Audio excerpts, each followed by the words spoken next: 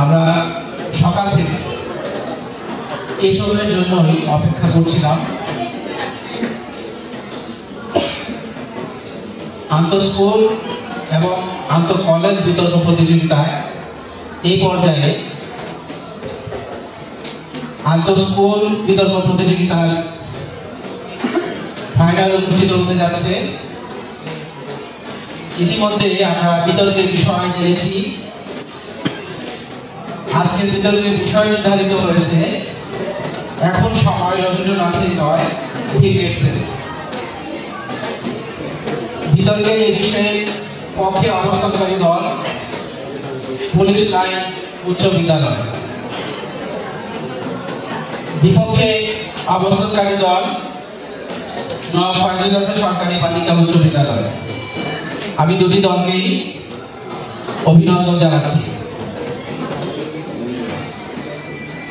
বিতর্কের বিচারক হিসেবে আমি বিচারক মন্ডলীদের কৃতজ্ঞতা প্রকাশ করছি। শুরুতেই আমরা শুরু করতে যাচ্ছি আজকের বিতর্ক। আজকের বিতর্কের বিষয় এখন সময় রবীন্দ্রনাথের নয়, বিল গেটসের। এই বিষয়ের পক্ষে পুলিশ লাইন উচ্চ বিদ্যালয়। পুলিশ লাইন উচ্চ বিদ্যালয়ে প্রথম বক্তা বিতর্কের অর্থাৎ পুলিশ লাইনের যে তিনজন বক্তা আছেন, আসাদুজ্জামান রনি, সাবাতুল্লাহ ইশিকা, সাজ্জাদ হোসেন সিনহা। বিপক্ষে দলে অবস্থান করছেন রুসাদ জামান, মার্জিয়া রহমান, সাফিয়া তানিয়া। বিতর্কের সময় অর্থাৎ বক্তব্য উপস্থাপনের মোট সময় 5 মিনিট। 4 মিনিটে সতর্ক সংকেত এবং 5 মিনিটে সর্বশেষ সংকেত। বিতর্ক শুরু করতে যাচ্ছি। প্রথমে আমি পুলিশ লাইন উচ্চ বিদ্যালয়ের প্রথম বক্তা আসাদুজ্জামান রনিকে তার বক্তব্য উপস্থাপনের জন্য আহ্বান জানাচ্ছি।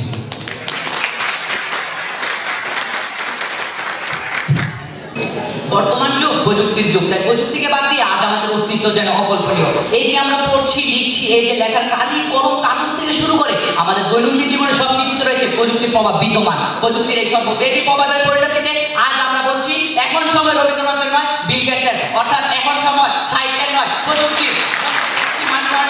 আমাদের কিছু বলার সুযোগ প্রদানের জন্য সেই সাথে শুভেচ্ছা জানাচ্ছি বিজ্ঞ বিচারক মণ্ডলী, উপস্থিত প্রতিপক্ষ তার্কিকগণ এবং যারা আজকের এই বিতর্ক প্রতিযোগিতা দেখছেন এবং শুনছেন তাদের সকলকে। বিতর্ক চলছে, বিতর্কের বিষয় নির্ধারণ করা হয়েছে এখন সময় রবীন্দ্রনাথের নয়, বিল গেটসের। বাস্তবতার চরম সান্নিধ্যে দাঁড়িয়ে আমি এবং আমার দল বিষয়টির পক্ষে অবস্থান করছি। পক্ষে অবস্থান করে আমি এবং আমার দল প্রমাণ করে দিতে সক্ষম হবো যে এখন সময় রবীন্দ্রনাথের নয়, বিল গেটসের। এখন আমি আমার দলের প্রথম বক্তা হিসেবে বিষয়টিকে সুস্পষ্টভাবে সুসংজ্ঞায়িত করে দিয়ে যাবো এবং আমার দলের ভিত্তি প্রতিষ্ঠা করে দিয়ে যাবো। এরপর আমার দলের দ্বিতীয় এবং তৃতীয় বক্তা এসে বিষয়টির পক্ষে আমাদের অবস্থানও সুদৃঢ় করে দিয়ে যাবেন। মাননীয় মডারেটর, প্রথমে চলে যাচ্ছি আমাদের আজকের বিতর্কের বিষয়টি সংজ্ঞায়নে এবং আমাদের আজকের বিতর্কের বিষয়টি সংজ্ঞায়নের দিকে লক্ষ্য করে দেখতে পাই এখানে কয়েকটি প্রত্যয় যা সংজ্ঞায়নে দাঁড়িয়ে থাকে। প্রত্যয়গুলো হলো এখন সময় রবীন্দ্রনাথ, বিল গেটস। এখন সময় বলতে আমরা বর্তমান সময় 21 শতাব্দী বা স্বর্ণযুগকে বোঝাচ্ছি। মানে মডারেটর, বর্তমান সময়ের সংজ্ঞায় যে জায়গায় বলা হচ্ছে বর্তমান যুগ প্রযুক্তির যুগ, সেই জায়গায় দাঁড়িয়ে আমার প্রতিপক্ষ দল কোন যুক্তিতে বিতর্কের বিষয়টির বিপক্ষে অবস্থান করছেন এবং আমাদের সাথে দ্বিমত পোষণ করে বলছেন এখন নাকি রবীন্দ্রনাথের সময়, তা আমার কিছুতে বুদ্ধ হচ্ছে না। মাননীয় মডারেটর, রবীন্দ্রনাথ বলতে আমরা এখন সাহিত্যকে বোঝাচ্ছি। যে সকল চিন্তাধারা লিপিবদ্ধ করা হয় মানুষের পক্ষে, যা আলোড়ন সৃষ্টি করে, তাই সাহিত্য। মাননীয় মডারেটর, এখানে প্রযুক্তির প্রতিবেশী হিসেবে বিল গেটসকে উল্লেখ করা হয়েছে। বিল গেটস হলেন এমন এক ব্যক্তি যিনি সারা বিশ্বের মানুষের সাথে প্রযুক্তির পরিচয় করে দিয়েছেন, যার প্রতিষ্ঠিত মাইক্রোসফট কোম্পানির অপারেটিং সিস্টেম সফটওয়্যার দ্বারা পৃথিবীর প্রায় অধিকাংশ কম্পিউটার পরিচালিত হয়। প্রযুক্তি নির্ভর পৃথিবীতে বর্তমান সময় প্রযুক্তির সর্বব্যাপী প্রভাবের পরিলক্ষিতে আমরা বলছি এখন সময় রবীন্দ্রনাথের নয়, বিল গেটসের। মানে মডারেটর, বিতর্কের শুরুতে আমরা একটু পৃথিবীর আদিম থেকে ঘুরে আসি। পৃথিবীর আদিলকে মানুষ যখন গুহায় বসবাস করতো তখন যুগের পরিবর্তনের মূলে ছিল আগুন আবিষ্কার এবং ঠিক তারপরের যুক্তি ছিল চাকা আবিষ্কার। এই দুইটি কিন্তু প্রযুক্তি ছিল প্রতিপক্ষ। অতঃপর পৃথিবীর চেহারা পাল্টে যায় প্রযুক্তি, সেটা হচ্ছে বাষ্প ইঞ্জিন। বাষ্প ইঞ্জিন আবিষ্কারের পর মাধ্যমে পৃথিবীর চেহারায় পাল্টে যায়। এর সাথে সাথে কিন্তু সুপ্ত প্রদীপের মতো জ্বলতে থাকে সাহিত্য। রবীন্দ্রনাথ, কাজী নজরুল ইসলাম কবি সাহিত্যিকেরা মানুষের চিত্ত বিনোদন থেকে শুরু করে সমাজ সংস্কারের ভূমিকা রেখেছেন। আমার প্রতিপক্ষ দল কথা বলবেন আমরা হয়তো সাহিত্যকে মেনে নিচ্ছি। প্রতিপক্ষ লক্ষ্য করুন, আজকে তর্কের খাতিরে না আমরা মেনে নিলাম সাহিত্যকে, কিন্তু প্রতিপক্ষ লক্ষ্য করুন এখানে বিতর্ক হচ্ছে সময়ে আমরা কোন দিকে বেশি গুরুত্ব দিব? বর্তমান সময়ে সাহিত্যের এক সময় যে সাহিত্যের স্বর্ণযুগ ছিল তা আমরা কিছুতে অস্বীকার করতে পারি না।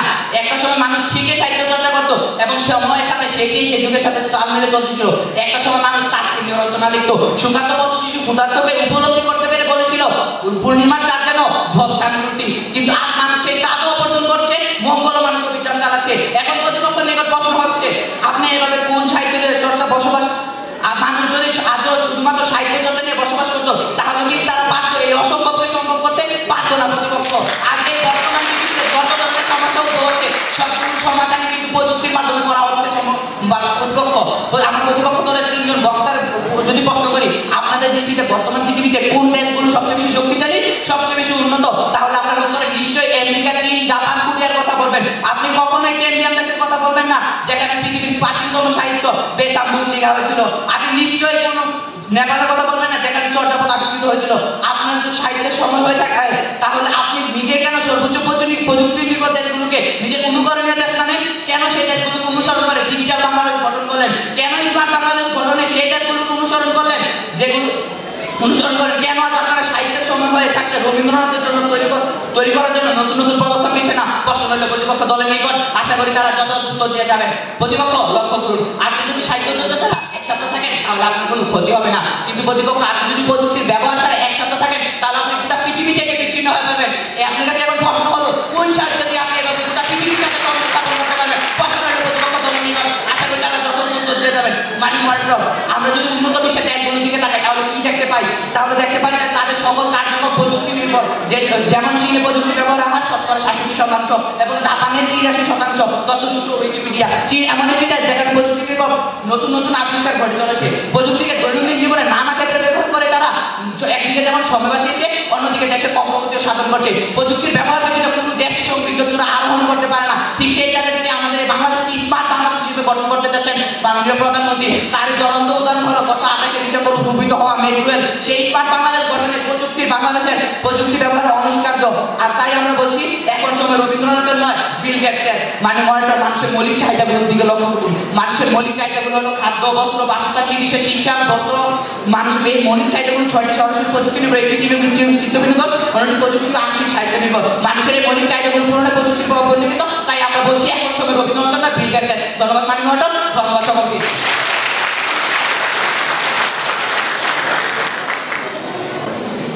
এবার আমি আহ্বান জানাচ্ছি বিপক্ষ দলের প্রথম বক্তা নুসরাত জাহানকে।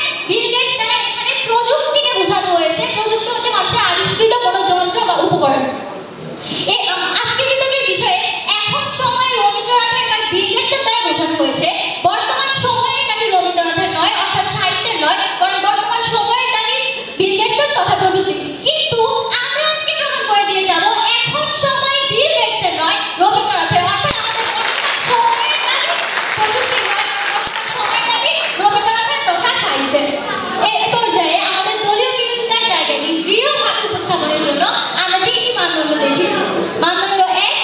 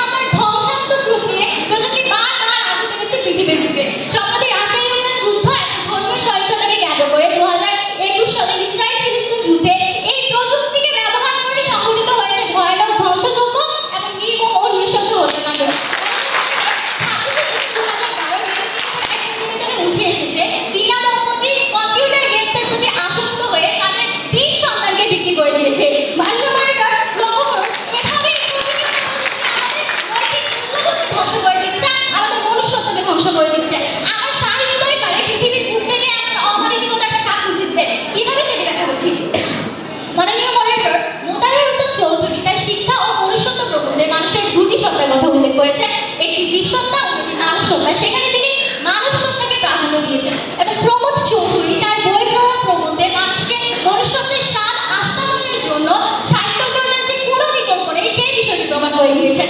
মানুষের আবেগ, অনুভূতি ও মূল্যবোধকে এতটা গভীরভাবে প্রভাবিত করার ক্ষমতা রয়েছে সাহিত্যে যে একজন অমানবিক মানুষের মধ্যে বিভেদ জাগ্রত হতে পারে।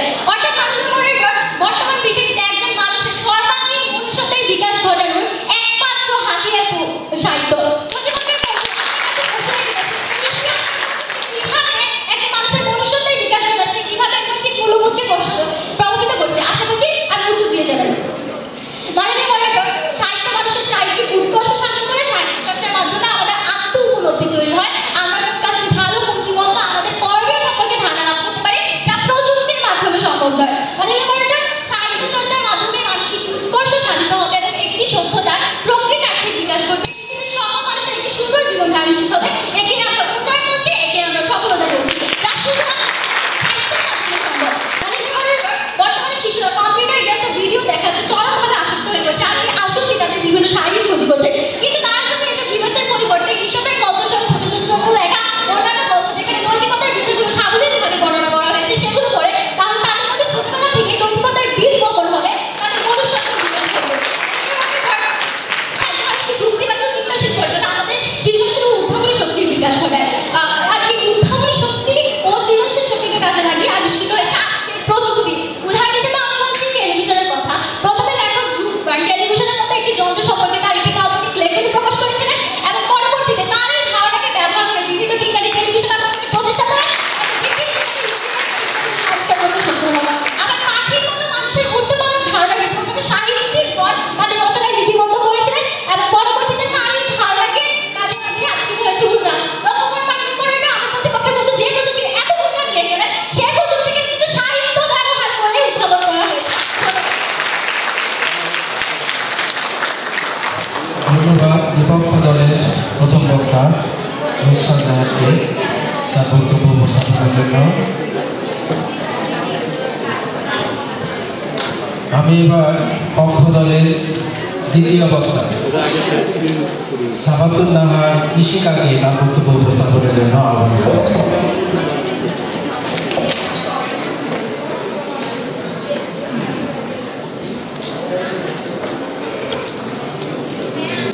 অতঃপর যুক্তির উচ্ছ্বাসে বিস্মিত আমাদের এই নগর। আজকে যেখানে এই স্লোগানকে সামনে রেখে বিতর্ক অনুষ্ঠানটি পরিচালিত হচ্ছে, সেখানে আমার প্রতিপক্ষ দলের প্রথম বক্তার কিছু আবেগী হাস্যকর যুক্তি আমাকে শুধু হতাশই নয়, রীতিমতো ব্যথিত করেছে। ধন্যবাদ জানাচ্ছি আমাদের মডারেটরকে আজকের বিতর্কে মঞ্চে কিছু বলার সুযোগ প্রদানের জন্য। সেই সাথে উপস্থিত হচ্ছে উপস্থিত বিজ্ঞ বিতরক মণ্ডলী, প্রতিপক্ষ তার্কিকগণ এবং যারা আজকের এই বিতর্ক অনুষ্ঠানটি দেখছেন এবং শুনছেন তাদের সকল। আমার প্রতিপক্ষ দলের প্রথম বক্তা এসে বলে গেলেন যে মনুষ্যত্বের বিকাশের একমাত্র হাতিয়ার হচ্ছে সাহিত্য। কিন্তু প্রতিপক্ষ লক্ষ্য করুন, সাহিত্যকে সুযোগ প্রসারী করার একমাত্র হাতিয়ারই হচ্ছে প্রযুক্তি। মাননীয় মডারেটর, বর্তমানে প্রযুক্তি নির্ভর পৃথিবীতে বাংলাদেশকে গর্ব করার যে বিষয়গুলো আমরা দেখতে পাই তাদের মধ্যে অন্যতম হলো পদ্মা সেতু, মেট্রো রেল, কর্ণফুলী টানেল প্রভৃতি। এখন প্রতিপক্ষ, আপনারা কি এমন একটি সাহিত্য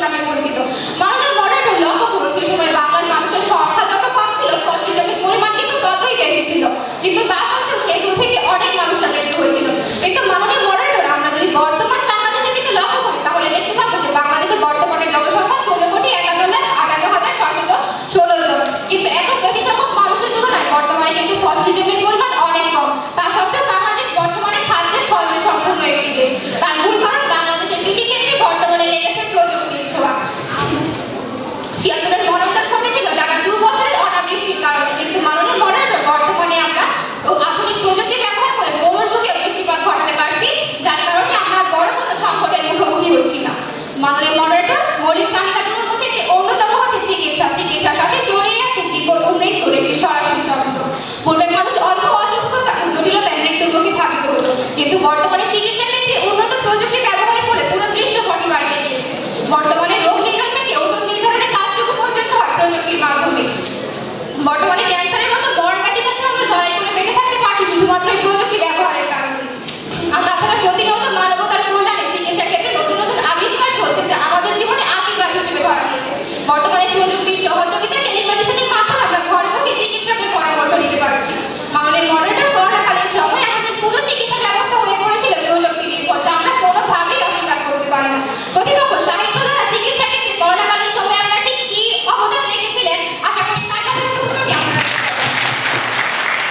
মাননীয় মডারেটর এই তো কিছুদিন আগে আমার প্রতিপক্ষ দলের মতো একজন সাহিত্যিক সিলেটের চা বাগানে গিয়েছিলেন সৌন্দর্য নিয়ে সাহিত্য চর্চা করতে, কিন্তু ঠিক তখনই গিয়ে ঘটে বিপত্তিটি। ভয়াবহ বন্যার মুখোমুখি হয় তারা, শতাব্দীর ভয়াবহ বন্যার কবলে পড়ে সিলেটবাসী। সে সময় আমরা দেখতে পাই তাৎক্ষণিক ব্যারিস্টার সুমন সহ অনেক সমাজসেবী ও স্বেচ্ছাসেবী সংগঠন এগিয়ে আসে সাহায্য করতে। তখন আমরা দেখতে পাই ব্যারিস্টার সুমন একদিনে 70 লাখ টাকা সংগ্রহ করে পৌঁছে গিয়েছিলেন এই বন্যার্ত মানুষদের সাহায্য করার জন্য। তিনি যে একদিনে 70 লাখ টাকা সংগ্রহ করেছিলেন তা কি করে তিনি সংগ্রহ করেছিলেন প্রতিপক্ষ? অবশ্যই তার প্রযুক্তির উৎকৃষ্ট ব্যবহারের মাধ্যমে তিনি সংগ্রহ করেছিলেন। তিনি যখন সামাজিক যোগাযোগ মাধ্যমে সাহায্য চেয়ে পোস্ট করেন তখন কিন্তু তারই পোস্ট থেকে অনেক মানুষ তাদেরকে সাহায্যের হাত বাড়িয়ে দিয়েছিল। আজ পৃথিবীর যে কোনো প্রান্তের মানুষকে সমস্যা সহযোগিতার হাত বাড়িয়ে দিচ্ছে সারা পৃথিবীর মানুষ। এখন প্রশ্ন হচ্ছে সারা বিশ্বের মানুষ কিভাবে এত তাড়াতাড়ি সব খবরাখবর পেয়ে যাচ্ছে, কিভাবে সুইডেন থেকে সৃষ্টি হওয়া জলবায়ু পরিবর্তনের জন্য আন্দোলন ফ্রাইডে ফর ফিউচার সারা পৃথিবীকে আন্দোলন তৈরি করে। তা কি সাহিত্যের মাধ্যমে হচ্ছে প্রতিপক্ষ না, তা প্রযুক্তির মাধ্যমেই সম্ভব হয়েছিল। ধন্যবাদ মাননীয় মডারেটর, ধন্যবাদ সবাই।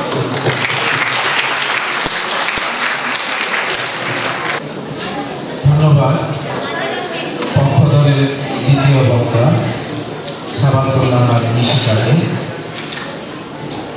এবার আমি আহ্বান জানাচ্ছি বিপক্ষ দলের দ্বিতীয় বক্তা মার্জিয়া রহমানকে তার বক্তব্য উপস্থাপন করার জন্য।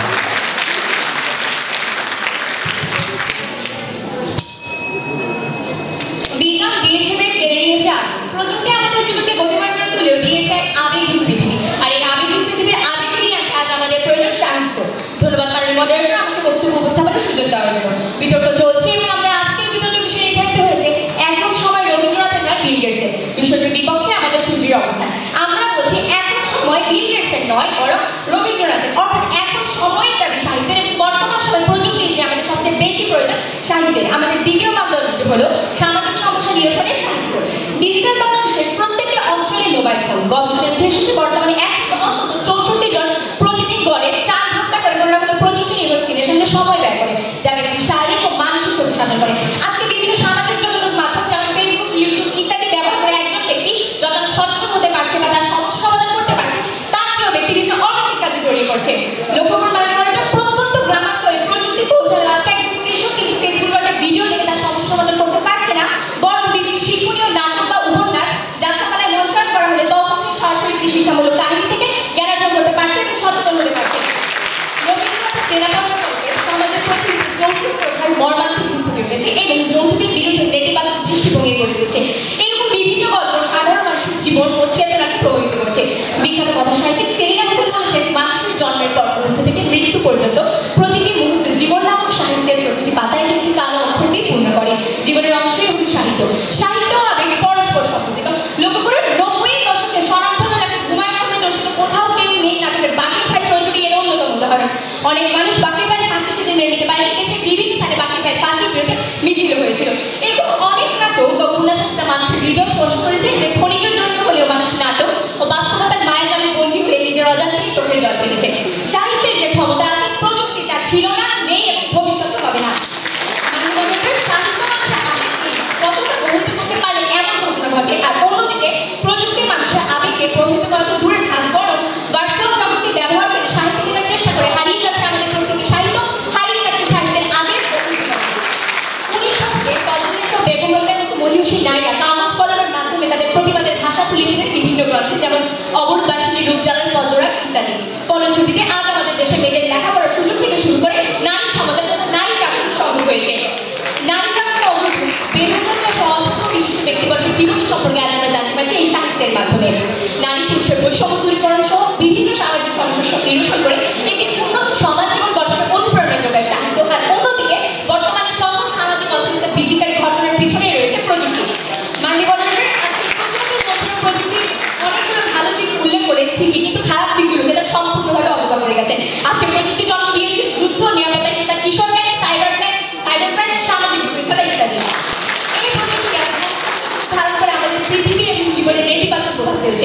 মাননীয় মডারেটর 2020 সালে নিউ সাইবার ইনভেস্টিগেশনের পরিসংখ্যান তথ্যতে জানা যায় 18 বছর বয়সী ছেলে মেয়েদের মধ্যে 7%, 19 থেকে 25 বছর বয়সী ছেলে মেয়েদের মধ্যে 34%, 26 থেকে 35 বছর বয়সী ছেলে মেয়েদের মধ্যে 36% এবং 36 থেকে 55 বছর বয়সী নারী পুরুষদের মধ্যে 3% তথ্য প্রযুক্তি ব্যবহার করে নানা রকম অপরাধ কর্মকাণ্ডে জড়িত হচ্ছে।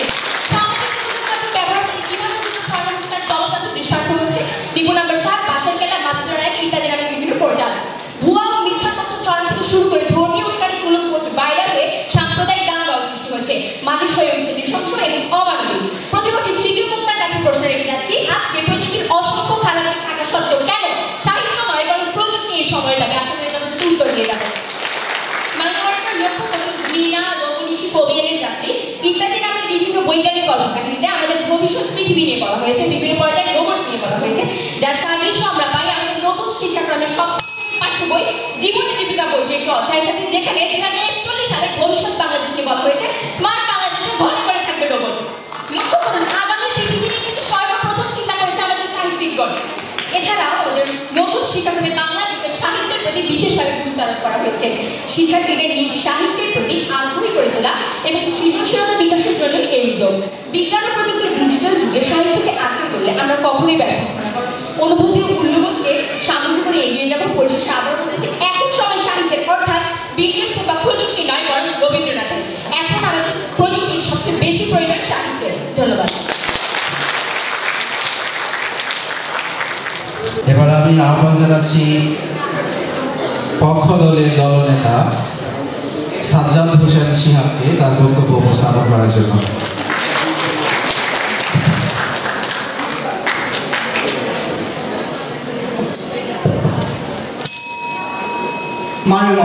বিখ্যাত দার্শনিক জর্জ ওয়েস্টন বলেছেন, স্বপ্নের রাজা হয়েছে এমন লোকের সংখ্যা পৃথিবীতে কম নয়। হ্যাঁ, মাইমন্ডন ঠিক তেমনইভাবে সাহিত্য জগতে কল্পনার মাধ্যমে অলৌকিকভাবে বিশ্বজয় করে ফেলেছেন এমন লোকের সংখ্যা পৃথিবীতে কম নয়। মাইমন্ডন কল্পনা করা সহজ, কল্পনা খাতায় লিপিবদ্ধ করা সহজ, কল্পনা কাগজে ছাপিয়ে ফেলা সহজ, কিন্তু কল্পনাকে বাস্তবে রূপদান করা খুবই দুরূহ একটি ব্যাপার। এই দুরূহ ব্যাপারটি সম্ভব হয় প্রযুক্তির যথাযথ ব্যবহারের মাধ্যমে। তাই তো আমরা বলছি এখন সময় রবীন্দ্রনাথের নয় বিল গেটসের। ধন্যবাদ। এবং যারা আজকে বিতর্ক প্রতিযোগিতা দেখছেন এবং শুনছেন তাদের সকলকে বিতর্ক চলছে। বিতর্কের বিষয় নির্ধারণ করা হয়েছে এখন সময় রবীন্দ্রনাথের নয় বিল গেটসের। বাস্তবতার জবাবশা নির্ধারণের বিষয়টির পক্ষে আমি এবং আমার দলের সুদৃঢ় অবস্থা।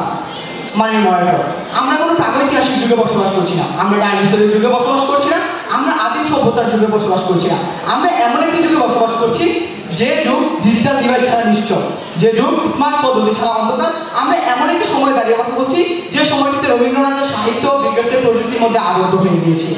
মাননীয় লক্ষ্য করুন, পৃথিবী পরিবর্তনশীল। প্রথম, দ্বিতীয়, তৃতীয় শিল্প বিপ্লব পেরিয়ে বর্তমানে আমরা চতুর্থ শিল্প বিপ্লব অবস্থান করছি।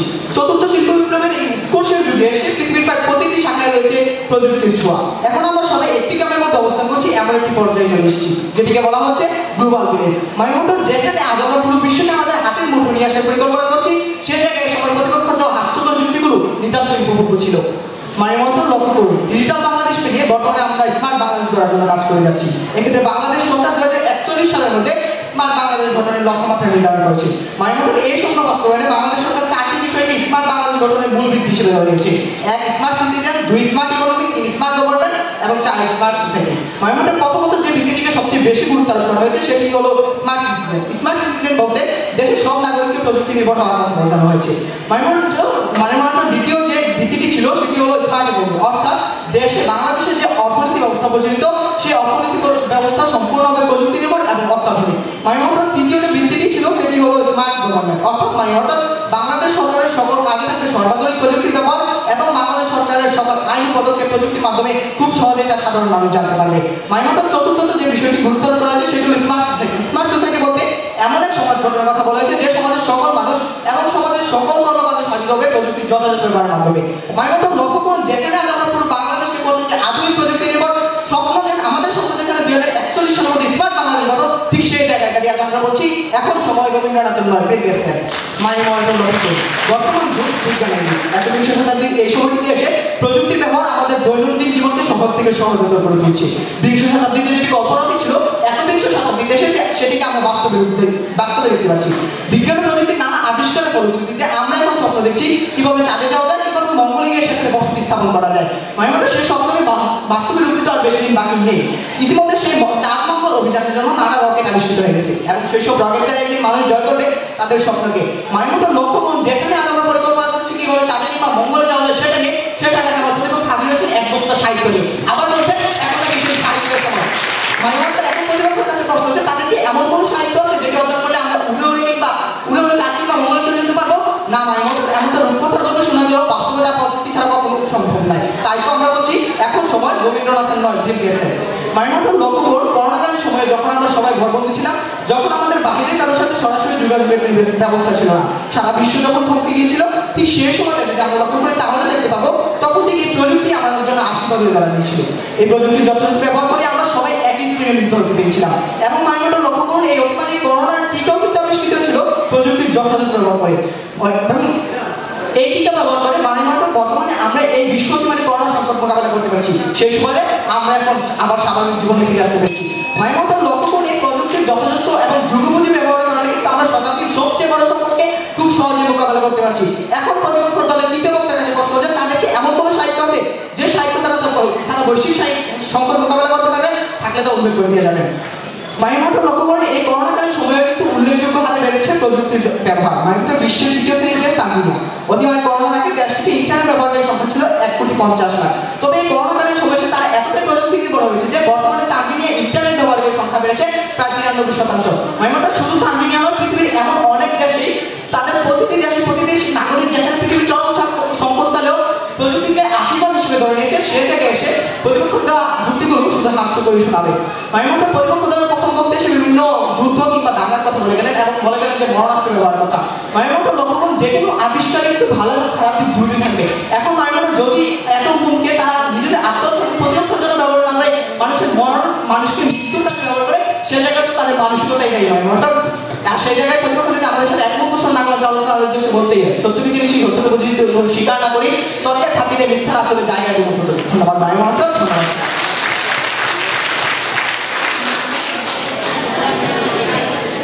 ধন্যবাদ পক্ষ দলের নেতা সাজ্জাদ হোসেন শিহাবকে তার বক্তব্য উপস্থাপন করার জন্য।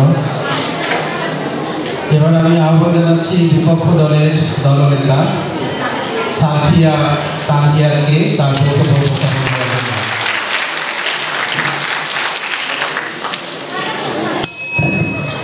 আবেগ হলো পথের জায়গায় ছোট বার্তা, বইয়ের বাগায় চাপা শুকনো ফুলের পরিবর্তে লালিত হৃদয়ের কাল্পনিক আকৃতির চিত্র, ঝাপসা এক টুকরো স্মৃতি মাখা ছবির পরিবর্তে হাজার সেলফি, কোন এক অন্ধকার জগতে যেন হারিয়ে যেতে বসেছে মানুষের শুদ্ধ অনুভূতি। আত্মপরিচয় ভুলে যখন যান্ত্রিকতার ছেয়ে গেছে বিশ্ব, ঠিক সেই প্রেক্ষাপটে দাঁড়িয়ে এই মানবিক বিশ্ব ফিরিয়ে আনার লক্ষ্য নিয়ে আজকের বিতর্কের বিষয় নির্ধারণ করা হয়েছে। এখন সময় রবীন্দ্রনাথের নয়, বিল গেটসের বাস্তবতার প্রেক্ষাপটে আমরা এর বিপক্ষে অবস্থান করছি। উপস্থিত সকলকে আমার পক্ষ থেকে আন্তরিক শুভেচ্ছা। প্রথমত মাননীয় মডারেটর প্রতিপক্ষ দলের 3 জন বক্তাই আমাদেরকে আজকে কি প্রমাণ করে গেলেন? তারা আমাদেরকে প্রমাণ করে গেলেন যে আজকে প্রযুক্তির উপর আমরা নির্ভর হচ্ছি এবং নির্ভরশীলতা বাড়ছে। কিন্তু প্রযুক্তির উপর নির্ভরশীলতা বাড়লেই কেন সেটি আমার সময়ের দাবি হবে, সেই বিষয়টি আজকে তারা ব্যাখ্যা করে দিতে পারেনি মাননীয় মডারেটর। মানুষের মানসিক প্রশান্তি নিশ্চিত করে। বর্তমান যুগ বিজ্ঞানের যুগ এবং সেই সঙ্গে বোধহয় একাকিত্বেরও যুগ। প্রযুক্তির উপর আজকে মানুষের নির্ভরশীলতা যত বাড়ছে, বিষণ্ণতার হার সমাজে তত বাড়ছে।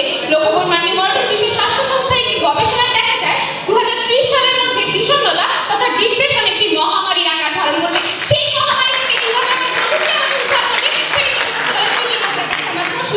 আজকে আমরা দেখতে পেয়েছি প্রযুক্তি কি করে মানুষের মানসিকতা বিকৃত করে, কি করে আমাদের সামাজিকীকরণের বাধা সৃষ্টি করে, কি করে আমাদেরকে অসুস্থ বিনোদন দেয় এবং পাশাপাশি সংস্কৃতি চর্চা করতে শেখায়। এত শত খারাপ দিক থাকার পরেও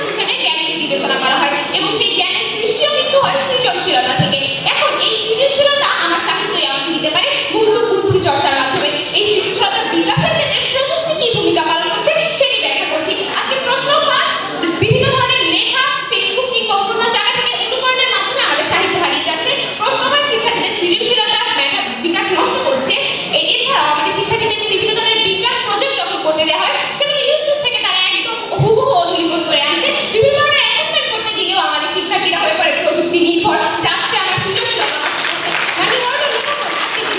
পরিবর্তনে সাহিত্য এবং প্রযুক্তি সহাবস্থান যদি আমরা দেখতে চাই, নয়া দিগন্তের একটি প্রতিবেদনে বলা হয়েছে ভ্রান্ত মতাদর্শের সৃষ্টি ও বিভ্রান্তি মোকাবেলা করতে হবে নির্ভুল চিন্তা, বিশ্বাস এবং সত্য মতাদর্শ দ্বারা, যার দায়িত্ব কিনা সাহিত্যের পরিবর্তন। আজকে ভ্রান্ত মতাদর্শের থেকে কিন্তু আমার ইসলামিক স্টেট তথা IS এর জন্ম, যারা কিনা সাম্প্রদায়িক দাঙ্গা সৃষ্টি করছে। এক্ষেত্রে প্রযুক্তি কি ভূমিকা পালন করছে?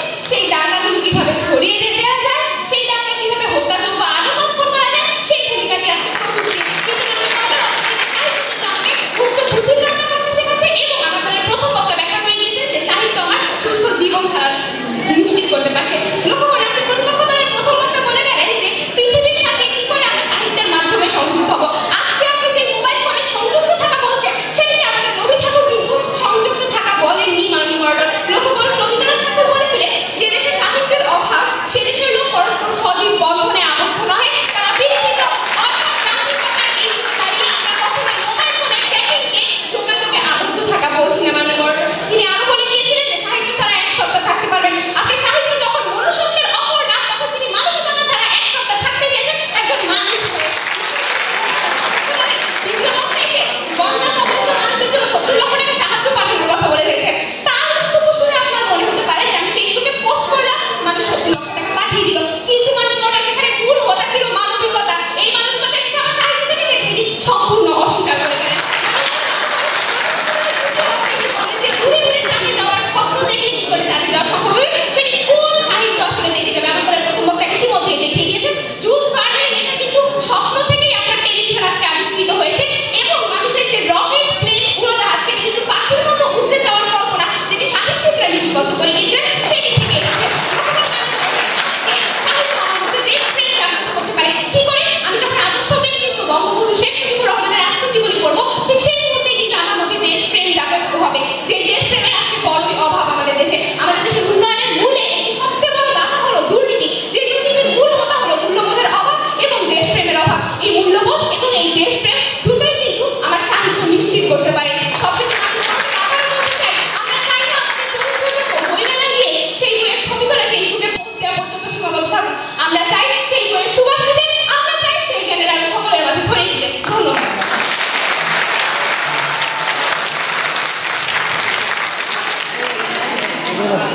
ধন্যবাদ বিপক্ষ দলের দলনেতা সালফিয়া তানিয়াকে তার বক্তব্য উপস্থাপন করার জন্য। আমরা এতক্ষণ পক্ষ দলের 3 জন এবং বিপক্ষ দলের 3 জন বক্তার বক্তব্য শুনলাম। আমরা এই পর্যায়ে রয়েছে যুক্তি খণ্ডন পর্ব। যুক্তি খণ্ডন পর্বে প্রত্যেক দলের দলনেতা 2 মিনিট করে সময় পাবে। 1.5 মিনিটের সময় সতর্ক ঘন্টা এবং 2 মিনিটের সময় চূড়ান্ত ঘন্টা। প্রথমে আমি যুক্তি খণ্ডন করার জন্য পক্ষ দলের দলনেতা সাজ্জাদ হোসেন শিহাবকে আহ্বান জানাচ্ছি।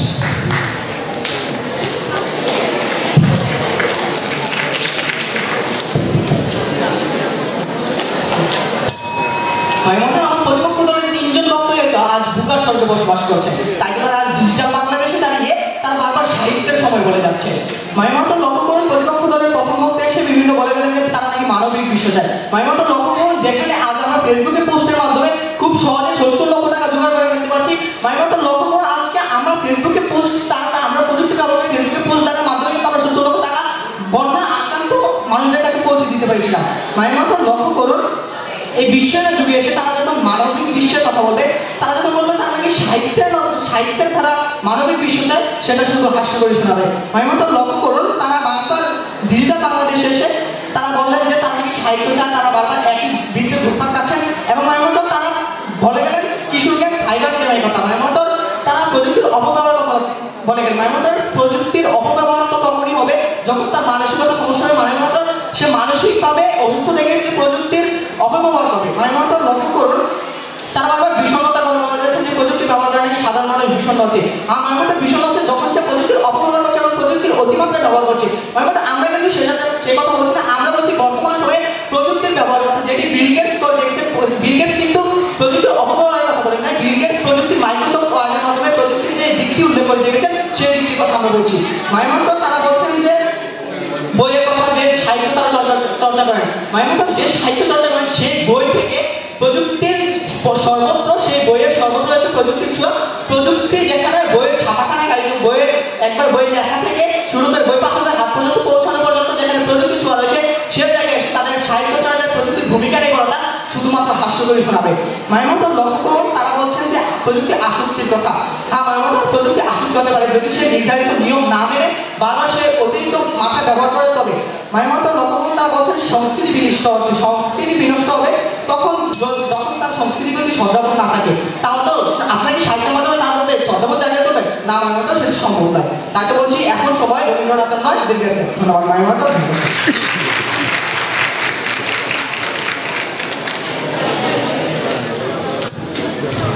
ধন্যবাদ পক্ষ দলের দলনেতা সাজ্জাদ হোসেন শিহাবকে যুক্তি খণ্ডন পর্বে বক্তব্য উপস্থাপনের জন্য। যুক্তি খণ্ডন পর্বে এ পর্যায়ে বিপক্ষ দলের দলনেতা সানফিয়া তানিয়াকে আহ্বান জানাচ্ছি যুক্তি খণ্ডন করার জন্য।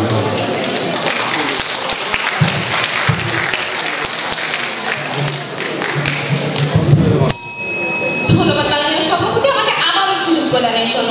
মাননীয় সভাপতি লক্ষ্য করুন, প্রতিপক্ষ দলের দ্বিতীয় বক্তা বলে গিয়েছিলেন যে প্রযুক্তি আজকে সাহিত্যকে সুদূর প্রসারী করছে, কিন্তু কিভাবে করছে সেই প্রক্রিয়াটি তিনি ব্যাখ্যা করে যাননি। এছাড়া মাননীয় তিনি পদ্মা সেতুর কথা বলে গেলেন। লক্ষ্য করুন, আপনি আজকে যেই প্রযুক্তির কথাই বলছেন, আমার দলের দ্বিতীয় বক্তা কিন্তু প্রথম বক্তা সেটি ব্যাখ্যা করে গিয়েছেন যে প্রযুক্তি তৈরি করবে কিন্তু সাহিত্য, প্রযুক্তির গোড়াটাই কিন্তু আসলে সাহিত্য। পদ্মা সেতু এখন তৈরি হতো না যদি না আপনার সেই চিন্তা শক্তি না থাকতো, আপনার উদ্ভাবনী শক্তি না থাকতো, যদি না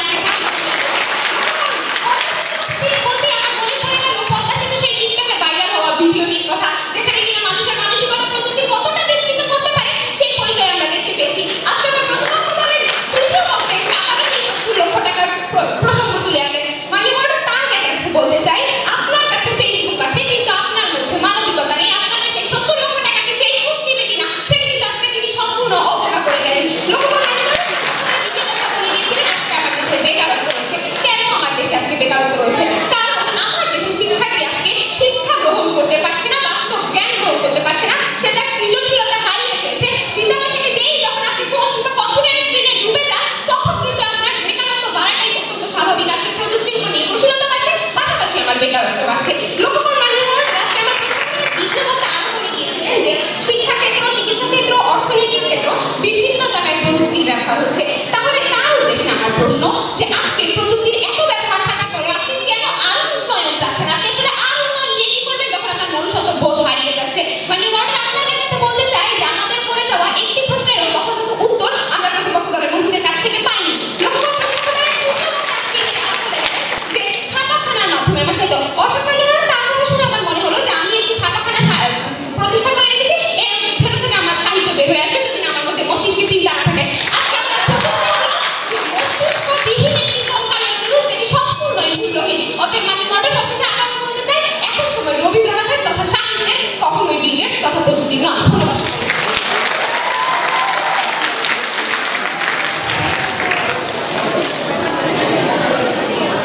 ধন্যবাদ বিপক্ষ দলের দলনেতা।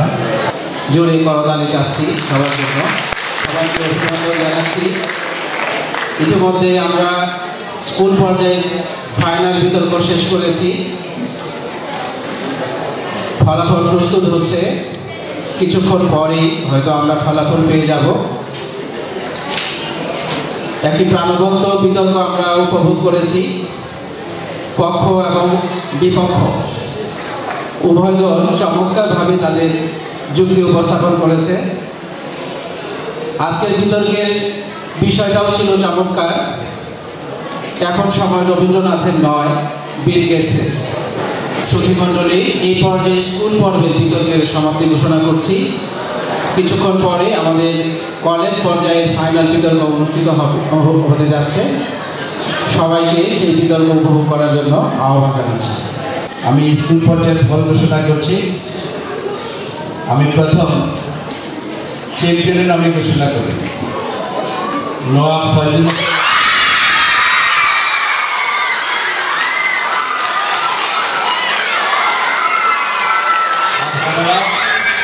Primary School শ্রেষ্ঠ বিদ্যার্থী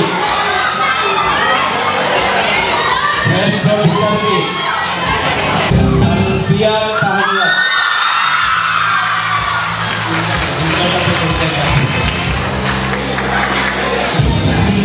সবাইকে ধন্যবাদ। ধন্যবাদ জানাচ্ছি স্যারকে। পুরস্কার গ্রহণ করেছে স্কুল পর্যায়ে রানার-আপটি Comilla police line high school.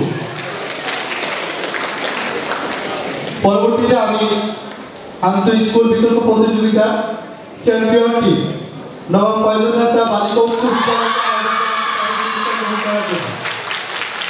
আমরা সেই পর্যন্ত আপনাদের কাছ থেকে সময়টুকু চেয়ে নিচ্ছি।